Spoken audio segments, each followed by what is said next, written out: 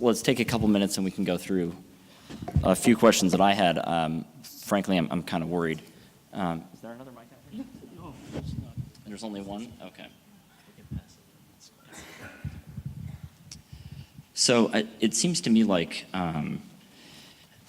completeness of the data is going to be extremely important for any analysis. And sometimes things get into data science and you might not have everything that you need to make a worthwhile conclusion. So I'm curious, you talked a little bit, John, about missingness of data. Do you have any methods to determine that when you do get a data set to validate that you have everything that's necessary in order to come up with a conclusion? Yeah, so I think one of the benefits of working in an agency format or with a lot of companies is that you have companies that have a lot of data and some that have very little. So for the companies that have a lot of data, what we've been able to do is take that data and essentially run simulations off of it. So they already have a complete data set. We're able to remove or sample out some of that data and see what imputation techniques work really well to kind of basically have the same coefficient value populate. So I think it's sort of, if you have that experience and have that history, it's useful to have that recorded and understand which data points and which techniques are used. But if you don't, I think you sort of have to build with different techniques. But from what the image that we saw briefly, sort of the days of using a mean imputation are over, and you kind of want to use the more complex mean matching solutions or other things. So not sure if that answers it, but yeah. Know what you're doing. Question for you, Kajal. You talked just briefly about p-hacking. Can you maybe go a little deeper into, what that is, and particularly if you are a marketer or somebody who has a data set, how can you avoid having somebody kind of lead you down the wrong path or apply p-hacking to come up with a correlation that maybe isn't relevant?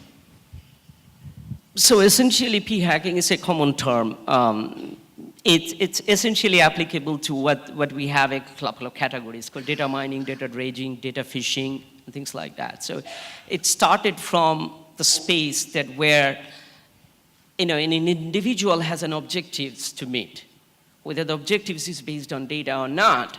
And again, it's coming back to is that how can I make my data tell significant results? So that's why you start doing the p-hacking. Instead of coming from a fundamental structural problem that answers the data-driven conclusions that you needed to build, you've tried to find what is significant, then you go back and try to manipulate that. So that's the p-hacking. It traditionally happens that when you have a high-stake game and you have a thing that says is that I needed to show this thing's working, tell me how it is working. Genuinely what it does is that it finds a way to make sure that the data tells the positive story. It cannot be replicable and it's not meaningful. So is that sometimes driven by a problem between the business and the data side, where somebody comes over to an analyst desk and says, just give me some support, I'm heading into a meeting, and then you resort to those tactics? Well, we all too frequently, we encounter that. And these are the things that comes from the fact is that I'm running a marketing campaign and it must be effective.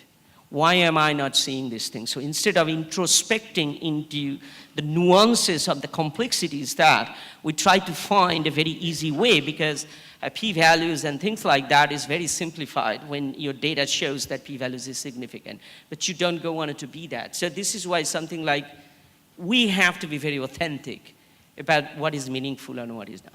And can that be solved by identifying your hypothesis before data collection to a degree, or what would you recommend a business owner do to make sure that conversation never happens where you're looking for a support that might not be there? I think it comes from both ways. So if you are talking about like when we are recruiting samples and the research and things that have a tendency to have a smaller sample as opposed to vast amount of big data. Big data becomes very noisy, so that's why the conclusions that you wanted to do that more towards the Simpson paradox, that where if you have a very wrong judgment about your different groups, you could end up being a completely different space that you wanted to. For the p-values, the problem is that you have to go back and find the right sample. So did you do a probabilistic sample that is more meaningful and akin to the, one of the things that have it for the last election is that there are certain ethnic and racial demographics who are showing more tendency to the current president. And that came up into the news that one of the research groups is done. But the challenge is that when they found it out, the problem was that in a specific geography, there is only a single individual with that race and minorities were electing for the current president. So what happens is that your algorithm are associating in a weight, but the weight is based on a single individual.